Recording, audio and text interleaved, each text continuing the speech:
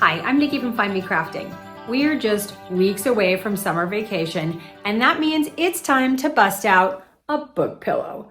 This really easy, beginner-friendly sewing project comes together in less than an hour and is fantastic for encouraging readers. We love our kids to read all summer long. One, because it prevents some of the summer schlump where their brain just forgets everything they've learned all year. And two, it's a great way to pass the time. With this cute little pillow, they can carry anywhere. Everywhere becomes their new favorite reading spot. It's got this great pocket on the front for holding their books. And if you want, you can turn it into two pockets, one for a bookmark, or in the case of my daughter, this timer bookmark that keeps track of her reading time. It's also got a envelope closure on the back so you can get in here, remove the pillow really easily and wash it because it's going to be carried all over the place. Eventually it's going to get dirty.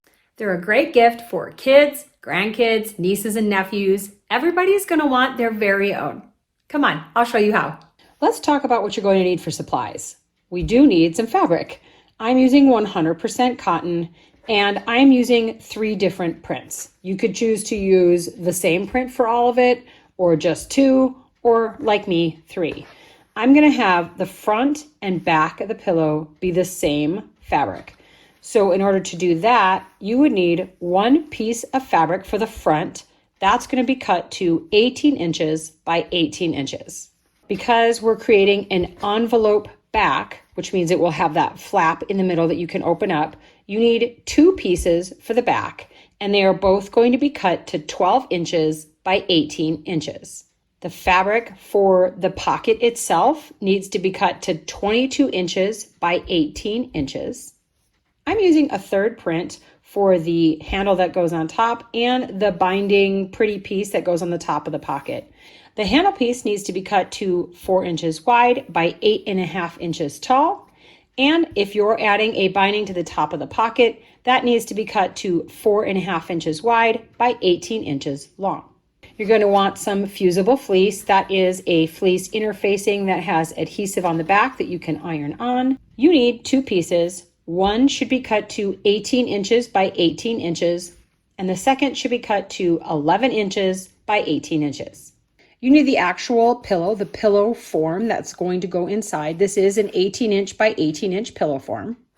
You want some matching or coordinating all-purpose thread, a sewing machine, an iron and ironing board, cutting mat, sewing ruler and rotary cutter, or fabric scissors, and sewing clips and or sewing pins.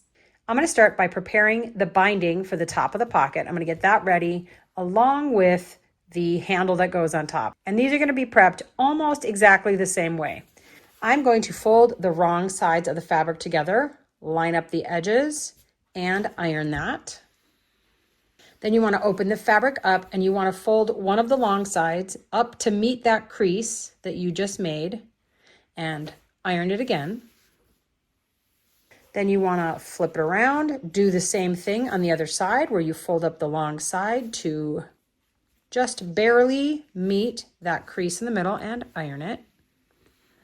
And then fold the 2 long sides together, line up that last edge, and iron it one last time. I'm going to set this aside for later, but it is ready to be put on. For the handle, you want to do that whole pressing process where you fold it in half, iron it. Open it up, fold one side up to the middle, iron that. Flip it around, fold the second side up to the middle, iron that, fold it in half, iron it one last time. This, though, you do want to take to a sewing machine and sew with a 1/8 inch seam all the way down that open side. We want to close this. And then just to make it look even, I am going to sew another 1/8 inch seam on the other side, just so I have 2 seams running down the length of my handle. And then that will be ready to set aside and use later. Now I'm going to work on getting the pocket piece ready to sew. You want to take it over and you want to fold it in half so that the 18-inch sides, the 2 shorter looking sides, are together, and you want the wrong sides of the fabric together. You want to be looking at the right sides of the fabric. You want to get all your edges lined up, and then you want to iron a crease right here along that fold. Now I want to iron my fusible fleece into the center of this pocket. So I'm going to open it up. I'm going to grab my 11 by 18 inch piece of fusible fleece.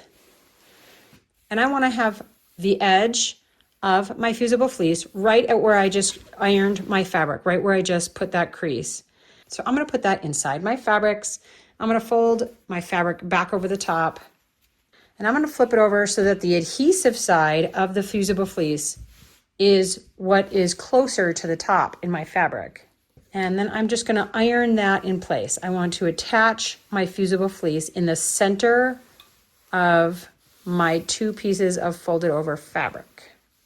And it works better to iron from this side. You're closer to the adhesive, so it melts a little bit better. You could choose to leave the binding off the top of your pocket. If you didn't want to put on the binding, I would add a seam holding your folded edge together. Just do a 1/8 inch seam across the top of your pocket, and you can call that good. If you wanted to add the binding, however, now is the time to sew it on. You would open up the binding that you prepared and sandwich your pocket fabric in between the two. Fold it around so that the back and the front have equal amounts, and clip this in place. Next, you want to take your clipped binding over to the sewing machine, and just along the open edge, you want to sew a seam. Make sure that you catch both the front and the back fabric. So I'm going to go just a little bit farther away. I don't want to go right at the edge because I want to make sure I'm catching both sides. You also need to iron the fusible fleece onto the back of your front panel. This is my 18 by 18 inch piece. That's going to be the front. I'm going to place my fusible fleece onto the back of my fabric with the adhesive side touching the fabric. I'm going to hold it in place, flip it over, and now I'm going to iron my fusible fleece onto the back of my fabric. Now we want to attach the pocket to our front panel. So we want to line up the bottom edges of the pocket and the side edges with the front. For me, I want to add a pocket on the side for her bookmarks. So determine where you want that line to be. And I'm going to use my fabric marking pencil, and I am going to draw a straight line down here that I am going to sew so that my front pocket piece is attached to the front of the pillow. So I drew my line about 3.5 inches in from the right side. I'm now going to clip all my fabric together. And now I'm going to take this to my sewing machine, and I'm going to sew down both of these short edges to hold my pocket in place. I'm going to baste the pocket in place. So just sew down the two sides to hold it, and down the line you drew for your additional pocket. You also want to make sure that you backstitch, go forward and back a couple of times over the top of the pocket, because that area is going to take a lot of abuse just as books are slid in and out. So make sure that top seam is very secure.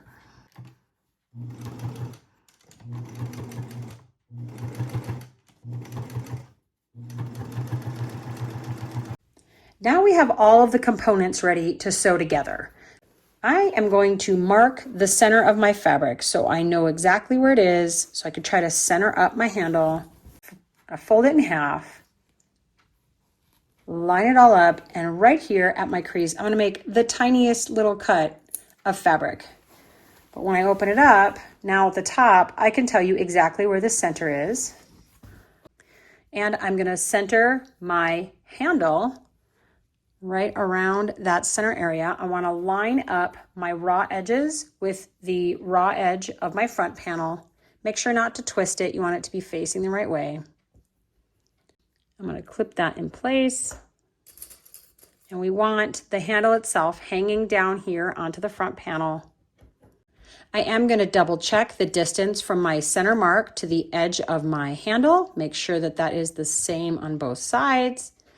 And now I want to take this to the sewing machine and just baste across the top of these handle ends with about a 1/8 inch seam. Then when I put my other layers on top, I know that this is going to stay exactly where I want it. For each of the back panels, we need to create a finished edge. So pick one of the 18-inch sides, and while you're working from the back side of the fabric, we want to fold this edge over 1/4 of an inch and iron it. And then you want to fold it over again another 1/4 of an inch and iron that. Press that in place. And you want to take this to the sewing machine and just sew down this edge right here with like a 1/8 inch seam all along that edge, and do that for both of your back panel pieces.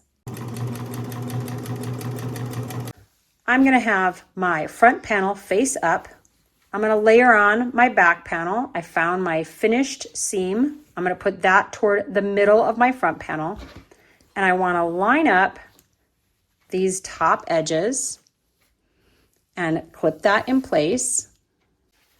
Now I'm going to grab the other back panel, and I'm going to repeat the process, but this time I'm going to line up my unfinished edge with the bottom of my front panel.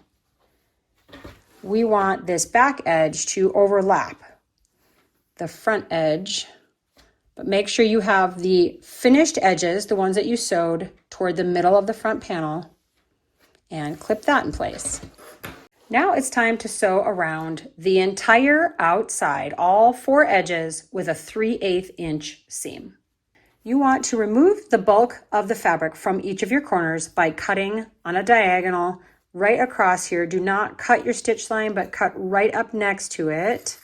And that removes some of the bulk of the fabric from your corner. It makes the corner actually be pointier, and you want to do that for all 4 corners. Now through the flap that you have here on the back, we want to flip it all right side out. And now you're ready to insert your pillow form through the flap you left on the back, and then your book pillow is done and ready for use. And there you have it, a cozy, cute, and totally functional book pillow your child will love all summer long. If you enjoyed this project, give it a thumbs up. And if you want more great craft projects, hit subscribe and ring the bell so you don't miss what's coming next. Happy crafting!